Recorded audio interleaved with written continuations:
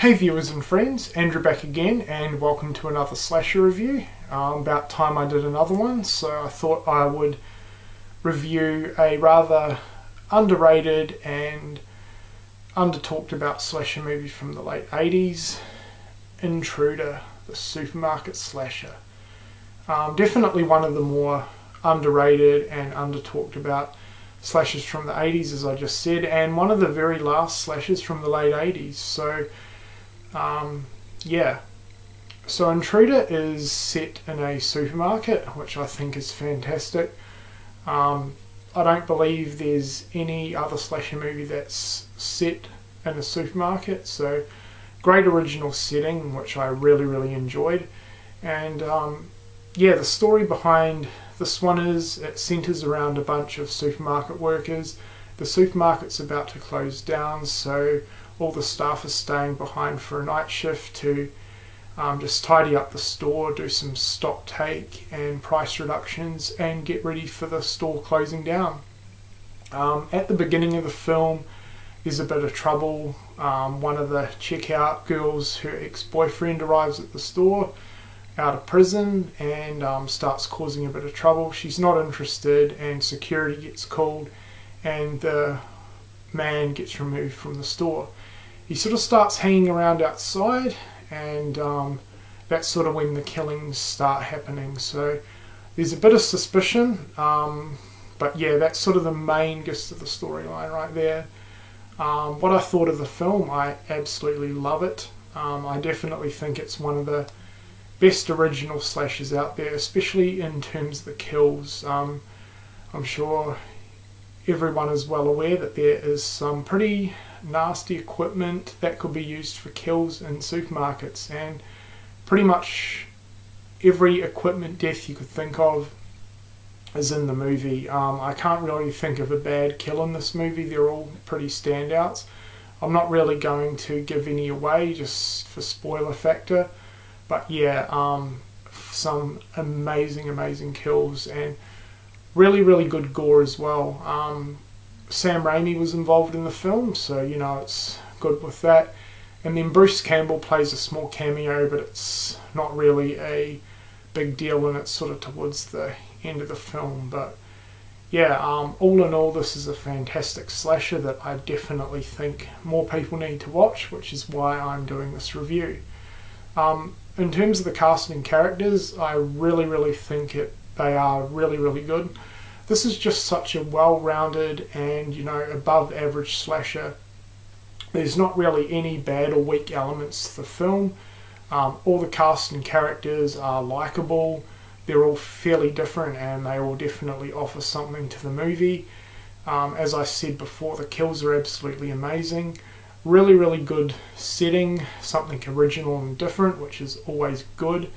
And you know, the storyline's pretty interesting too, and of course there's your good old twist with the killer. There's a few sort of suspicious people throughout the film, and then obviously you find out who the killer actually is. And possibly a little bit predictable, but you know, I can sort of forgive that. But yeah, all round, this is a very well balanced slasher movie that I highly recommend to everyone. This isn't one of the slasher movies that are only geared toward hardcore slasher fans. This is wide open for everyone, and in terms of like a one-off original slasher, it's definitely one of the most well-rounded films in every aspect. So if you haven't checked out Intruder, I would highly recommend it. One of my personal favourites. I think it's phenomenal and very underrated, which is sad because this is brilliant. So I would give Intruder a 4.5 out of 5. I think it is that good, and I definitely recommend it to everybody. Now, before I end this video, I just want to talk about a couple of the releases that I've been holding up for almost 5 minutes. But I own 2 releases of the film, the DVD and the Blu-ray. This was the first copy I got of the movie, obviously, and viewed it this way for the first time. And yeah, there's not really much to say about the release. Pretty mediocre cover art, and I don't think there's any special features on the disc. I can't really remember. Nothing's listed on the back of the case, so I'm assuming not. You know, the transfer, it wasn't bad. Pretty standard for an 80s slasher movie on DVD, I guess. There are some pretty cool images on the back there. But yeah, this is a pretty stock standard release. This is entirely different. This is the release everyone should get. And you know, this just proves that we should be supporting horror movies coming out on Blu-ray.